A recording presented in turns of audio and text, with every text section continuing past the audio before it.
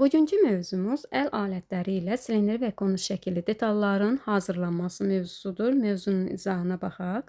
En kəsiyi dairə şəklində olan silindr formalı detallar en kəsiyi kvadrat formalı olan tirlərdən hazırlanır. Baxın, en kəsiyi kvadrat formalı olan tirlərdən hazırlanır.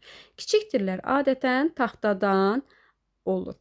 Kiçik tirin qalınlığı, eni, D emal payı nəzərə alınmaqla gələcək məmulatın diametrindən 1-2 mm böyük olmalıdır. Ümumiyyətlə, hər hansı bir detal hazırlayan zaman biz elə pəstah götürürük ki, onun ölçüləri detalın ölçülərindən böyük olsun. Eyni ilə də burada silindrik detal əldə etmək üçün D emal payı da nəzərə alınmaqla, yəni emal payı da içində olmaqla pəstahın diametri detalın diametrindən 1-2 mm böyük olmalıdır.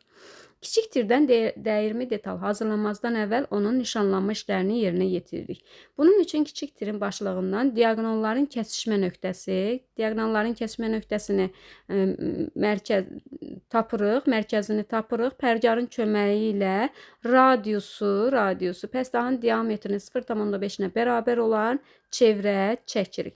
Daha sonra hər başlıqda diaqonallar boyu 800-lüyünün diaqonalları tapılır, çəkilir, paralel xəttlər çəkilir və nişanlanma işləri yerinə yetirilmiş olur. Paralel xəttləri də biz resmusun köməyi ilə çəkirik və karandaşdan da istifadə edərək xəttləri nişanlayırıq. 800-lünün tərəflərini nişanladıqdan sonra biz həmin hissələri rəndə ilə yonuruq. Rəndə ilə yonandan sonra artıq biz 16 üzlü diaqonallar boyu nişanlanma işlərinin aparırıq, xəttlərini çəkirik, daha sonra onları yonuruq. 16 üzlünün tərəflərini yonmaq üçün biz əvvəlcə törpüdən istifadə edirik. Törpü bilirik ki, ilkin yonma üçün istifadə edilir. Daha sonra xırda kərtikli yeyələrlə biz silindr, yumru, dairəvi forma alana kimi yeyədən istifadə edərək həmin formanı alana kimi onu yonuruq. 16 üzlünü yonub bitirdikdən sonra ən sonda biz cilalayıcı sumbata kağızından istifadə etməklə son hamarlanma işlərini yerinə yetiririk.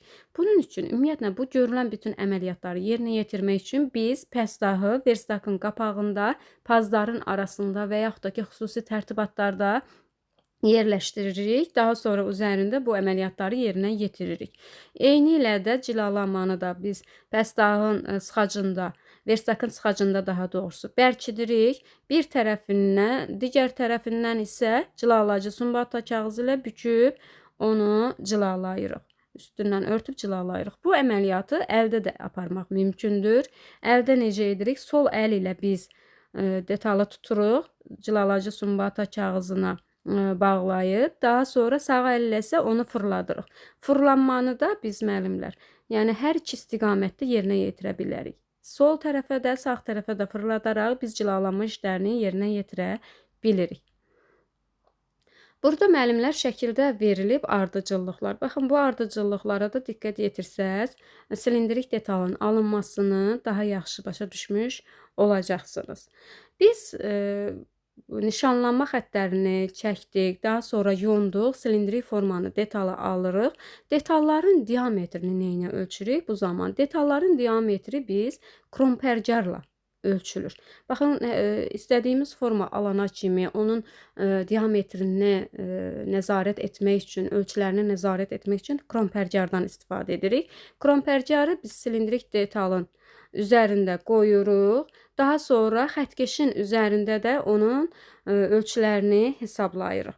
Kvadrat şəkilli kiçik tirdən silindrik pəstahın alınması zamanı bütün bu həyata keçirdiyimiz əməliyyatlar xüsusi marşrut xəritələrində qeyd olunur. Biz bilirik ki, marşrut xəritəsində yalnız işlərin, əməliyyatların icra ardıcıllığı verilir.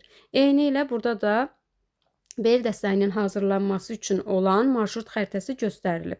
Beli üçün biz dəstək hazırlayırıq. Dəstəyin hazırlanması zamanı hansı işləri, hansı ardıcıllıqla yerinə yetirməliyiksə, onlar öz əksini marşrut xəritəsində tapır.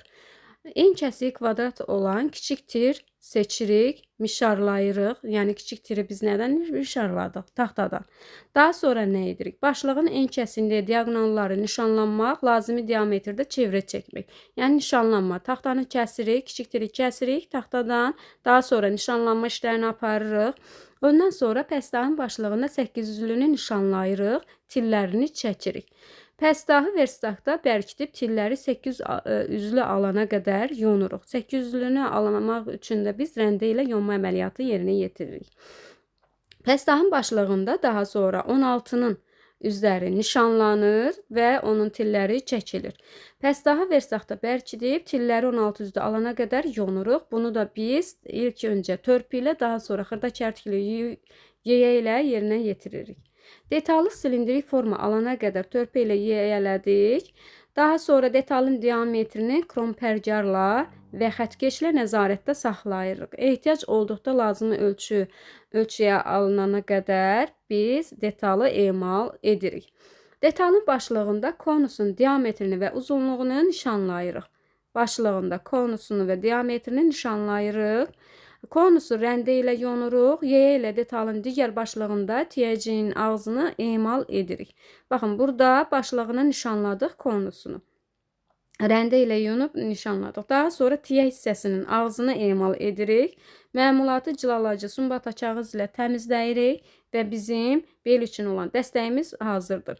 Baxın müəllimlər, bel üçün dəstəyin çertyoju da burada qeyd olunub. Çertyojda spesifikasiyada verilib, detalın çertyoju da qeyd olunub, ölçüləri də verilib.